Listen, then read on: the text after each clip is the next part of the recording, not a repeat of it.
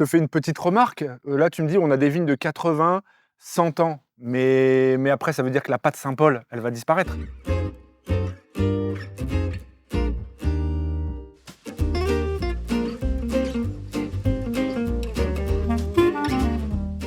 Bonjour et bienvenue pour un nouvel épisode de Qu'est-ce qu'on déguste? Qu'est-ce que ça fait du bien de revenir à Châteauneuf-du-Pape? Je suis au domaine Saint-Paul avec Christophe. Bonjour Christophe. Bonjour Nicolas. Alors tu es la 7e génération de vignerons. Exactement. Tu as 15 hectares en Châteauneuf. 15 hectares en Châteauneuf et 5 hectares en Côte-du-Rhône, en bio. Et on se dit souvent 7e génération, bon bah le parcours est tout tracé, mais à 16 ans tu voulais être cuisinier. C'est ça. Je voulais partir à Lausanne faire l'école hôtelière.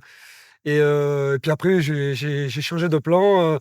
En bourlinguant avec mon grand-père, mon père, en voyant ce qu'ils avaient fait dans les terres, j'ai craqué sur le vin. Donc j'ai laissé tomber le côté hôtelier pour partir le côté vigneron, onologue. Oui, parce que c'est quand même deux vies différentes, quoi. C'est ça. Être dans une cuisine et être dans la nature. C'est deux choses différentes. Mais Ouais. c'est un peu complémentaire, on va dire. T'es pas homme à être enfermé, comme on dit. Du tout. Et ben ça tombe bien parce que moi, cette caisse-là, elle renferme des choses assez sympas et on va voir tout de suite ce qu'il y a. C'est parti.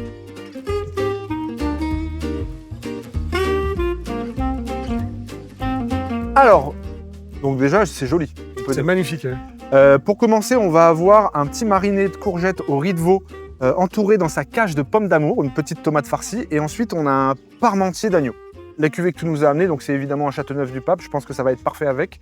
Mais avant de commencer à déguster, vas-y, parle-nous de cette cuvée. Donc là, ça c'est la cuvée donc, de Saint-Paul en 2023, Châteauneuf. Grenache, Syrah, Cinsault, Muscardin, mais essentiellement quand même Grenache noir. Qui est vraiment le cépage roi de l'appellation Châteauneuf. Ok, eh ben, j'ai hâte de goûter Christophe. Alors le terroir de Châteauneuf, c'est quand même un terroir complexe. Et toi, tu es très amoureux de ce terroir. C'est ça, tout à fait, parce que l'avantage de ce terroir à Châteauneuf, qui est assez unique, on va dire en France, même au monde, c'est qu'on arrive à avoir des diversités de terroirs. Dans le sud, des sables avec des galets roulés, et dans le nord de l'appellation, des argiles avec des galets roulés. D'accord. Et après, plus sur l'est de l'appellation, on va dire des cailloux, ce qu'on appelle des calcaires blancs. Finalement, Châteauneuf-du-Pape, c'est une grande appellation par le nom, petite par la taille. Vous êtes quand même 300 On est 300 vignerons. vignerons, mais il y a une diversité de terroirs complètement morcelée en fait. C'est ça. C'est vrai que sur l'appellation, ça représente 3200 hectares. Sur les 300 vignerons, c'est vrai qu'on a tous une patte différente, le terroir qui parle beaucoup aussi. Donc ça fait des choses assez complexes.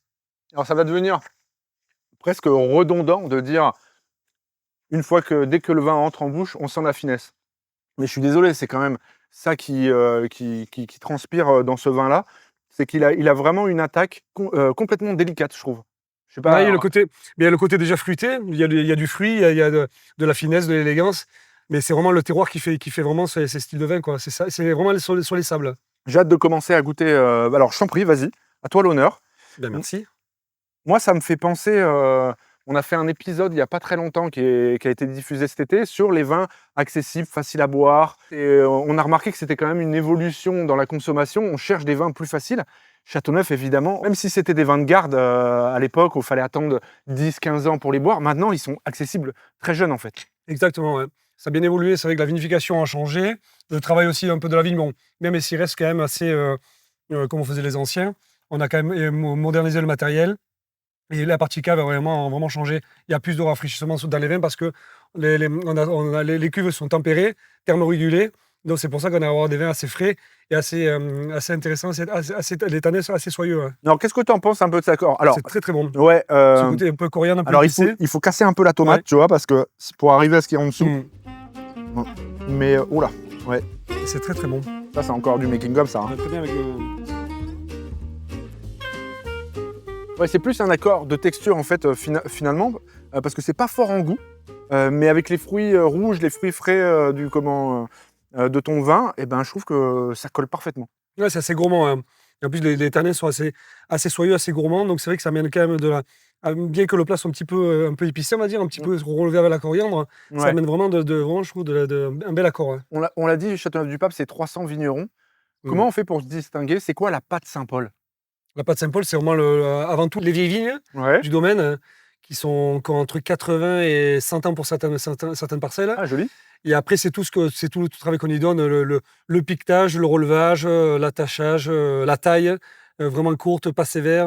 Voilà. Il y a un travail pour entretenir ces vieilles vignes, pour les amener plus loin. C'est ça. Après, la sélection massale aussi, qui est très importante pour le domaine. Hein, qui est là, vraiment, on recherche vraiment à récupérer le maximum de sarments de vieilles vignes pour justement les greffer, pour avoir le suivi constant du porte-greffe. Je te fais une petite remarque. Là, tu me dis, on a des vignes de 80, 100 ans. Mais après, ça veut dire que la pâte Saint-Paul, elle va disparaître.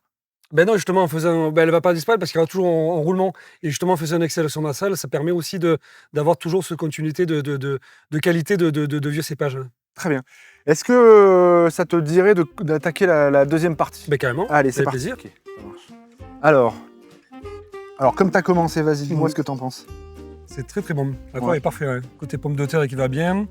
La viande qui est parfaitement cuite, qui se délie super bien. C'est pas trop relevé, pas trop épicé. Très bon, ce petit côté olive qui ressort aussi. Ouais. Ouais. Côté tapenade, là, c'est pas mal.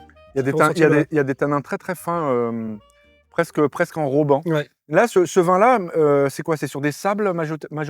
Oui, c'est seulement des sables. Seulement des sables. Des sables avec beaucoup de galets roulés. Ouais. D'accord. Ah Oui. oui, galets roulés, sable. Ouais. Ouais, c'est ce qui a à la fois ce côté un peu rond et en même temps. Ben, les sables t'amènent vraiment la finesse. Ouais. Et puis les galets t'amènent vraiment de côté la puissance et l'équilibre. Ouais. C'est vraiment le terroir qui parle entre le sud des quartiers d'ici, du Grand Coulé, là, du Coulé. C'est vraiment le terroir. Et après, il y a le côté Pierredon qui sont sur le plateau de Bellaride. Et là, ça fait des vins un peu plus corsés. L'ensemble des deux, ça fait vraiment un bel équilibre. Hein. Toi, ça fait 30 ans que tu es vigneron. Est-ce que tu as un souvenir qui t'a marqué? Ben, oui, quand j'ai vraiment débuté, j'avais quasiment 25 ans. C'est quand je suis parti aux États-Unis pour la première fois. De retrouver dans les magasins qui sont différents, les cavis sont différents de la France, au marché européen, et d'avoir retrouvé mes bouteilles de vin dans les rayons, ça fait quand même quelque chose, quoi, de revoir tes vins. C'est-à-dire que tu débarques et puis tu vois tes vins dans un autre pays, et c'est quoi? C'est une forme de reconnaissance? Ouais, c'est ça, c'est valorisant, quoi. Et quand tu vois toute cette reconnaissance-là, j'imagine que ça te fait penser aux générations précédentes. Exactement, ouais. Tout le travail qui a été fait en amont, en fait. Ouais. Oui, parce que les vieilles vignes qui sont derrière... Ben, c'est grâce à nos grands-parents, on n'a rien inventé. C'est nos grands-parents qui nous ont transmis un héritage colossal. Donc, c'est... Ouais, et ces vignes centenaires-là, toi, t'en plantes aujourd'hui et tu les verras pas non plus. Ah non, on les verra pas, non. Non, ça c'est sûr. Ça fait pas un peu... C'est vrai que c'est un métier particulier. On fait des choses qu'on verra pas. C'est pas un peu frustrant? Ben, c'est toujours frustrant, mais bon, c'est la passion, l'envie, puis le côté héritage aussi pour nous. Enfin, ce qu'on a, nous, on a hérité de la famille, et puis qu'on va aussi donner l'héritage à nos enfants. Ok, je me permets parce que en fait, cet accord pomme de terre à Riagnon, non mais c'est ça, c'est qui te donne envie de manger. Non, je sais pas si ça te fait ça. Il y a une espèce de salinité un petit peu apportée par le plat qui te donne envie d'y retourner. Après tout, je fais ce que je veux, hein, c'est un peu mon émission, tu vois. Parce que je vois Laurence agiter. Non, je prends mon temps. Ça fera 1 minute de plus, tu me la déduiras sur ma dette. Si tu devais du jour au lendemain quitter Châteauneuf, quelle appellation t'aimerais avoir?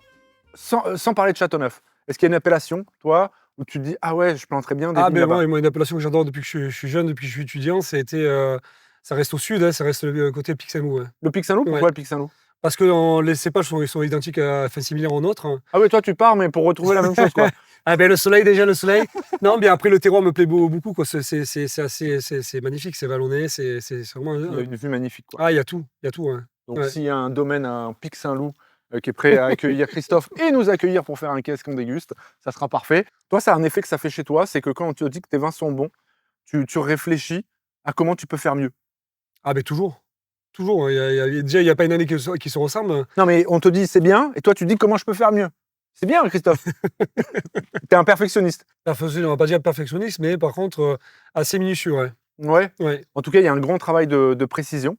L'émission touche à sa fin. Christophe, merci pour ce moment parfait. Merci à toi, Nicolas. Seul toi, c'est ce qui reste à améliorer. Alors, je ne sais pas ce que ça donnera dans 100 ans, les vins de Saint-Paul. Ce que je sais, c'est que moi, je vais me souvenir de cette dégustation. Je te dis à bientôt, Christophe. À très bientôt. Merci encore. Et à bientôt pour un autre épisode de Qu'est-ce qu'on déguste.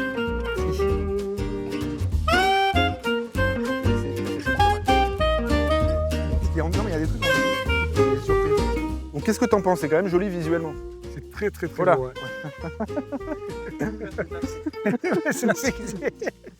Ah, on va remettre un petit peu les niveaux. Ouais. C'est vrai que je ne sers jamais dans cette émission. Merci. Ça change. Certes, ouais, voilà. Certes, j'aime bien me faire servir, mais j'aime bien à la servir vôtre, aussi. À 9h du matin, c'est parfait là. Et on arrive à la conclusion. Alors, c'est passé vite.